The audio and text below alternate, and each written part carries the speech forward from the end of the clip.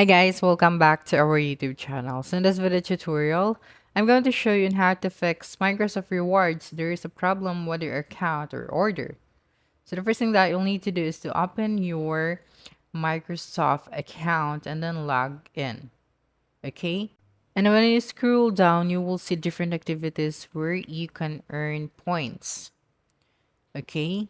And then when you tap on the redeem option, this is when the problem arises.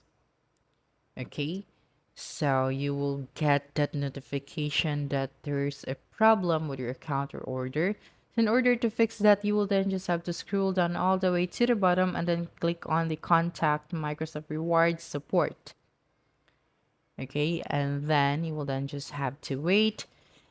And of course, you will have to provide your issue title, okay, for the new support request, and then type out your name, your last name, and of course your email and the email address that is associated with your Microsoft account. So you will then just have to fill everything in here with your information and together with your concern so that you could be able to send or to get the help that you need. And then just click on submit, and you will then just have to wait for a few days until the Microsoft support team will reach out to you. Okay, so that's it.